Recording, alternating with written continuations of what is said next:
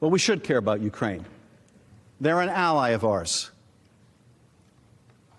If it matters to us, we should care about the fact that in 1994, when we asked them to give up their nuclear weapons that they had inherited from the Soviet Union, and they didn't want to give them up, and we were worried about proliferation, we said, hey, if you give them up, which you don't want to do because you're worried the Russians might invade, if you give them up, we will help assure your territorial integrity. We made that commitment. I hope we care about that. I hope we care about that because they did give them up. And you know what? Just what they feared took place. The Russians moved across their border, and they remain occupying part of Ukraine. That's the word of America we gave. And we're breaking that word. Why? For help with a political campaign?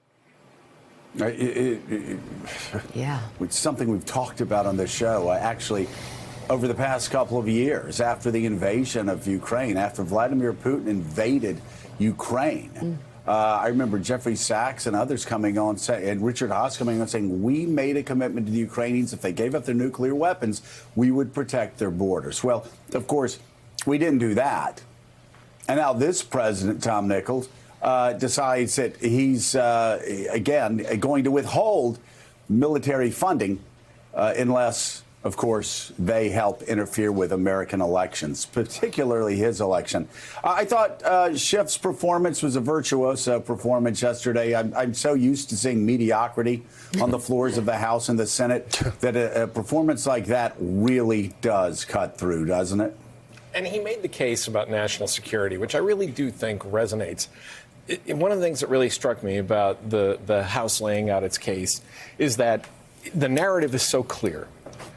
It's not hard to follow. This isn't arcane. There's not, yes, there's the obligatory references to Federalist 65 and, things that a lot of us haven't studied since college, Hamilton got a lot of run yesterday. He did. And he's being recognized more and more. But to lay out this very clear narrative of an abuse of power specifically for personal gain that also injures the national security and puts a friend at risk at the hands of the Russians, I think really drove home the case. And I'm wondering now if McConnell's the Senate, the Republican senators beforehand who said, we're going to kind of sweep this thing away and we don't really want to do that. I wonder if that's starting to backfire because it looks bad now. I think that the case that was laid out by the Democrats was so strong that the Republicans who just want to sweep it away now, I think, are having trouble making that case. Barbara McQuade, Adam Schiff, former federal prosecutor who has argued before many juries and made his case, did that yesterday for several hours in front of the United States Senate. I couldn't help but think, as he laid it out very clearly, as Tom said, from start to finish, with evidence, with testimony that they played on the video screen, and told a pretty compelling and clear story. If you are a Republican senator who is against the conviction of the president, or one who's considering still the possibility that you may convict the president, how could you sit and listen to that and ignore that something very clearly happened between the president and the president of Ukraine, and that there was, in fact, a quid pro quo, and that the president did use congressionally approved money for his own personal gain, held it up?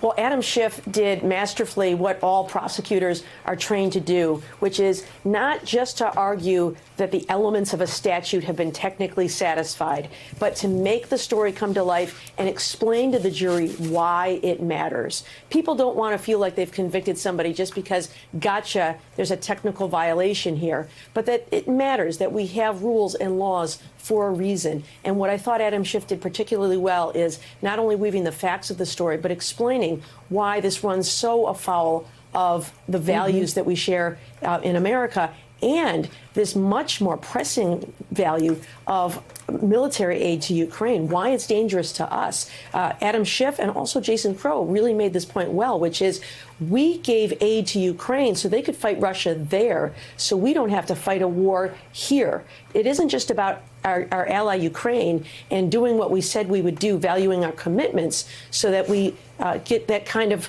reciprocity from other allies around the world, but protecting Americans, protecting the national security of us right here. If we allow Russia to go unchecked in Ukraine, then it is eventually going to end up at our doorstep. Thanks for checking out MSNBC on YouTube, and make sure you subscribe to stay up to date on the day's biggest stories. And you can click on any of the videos around us to watch more from Morning Joe and MSNBC. Thanks so much for watching.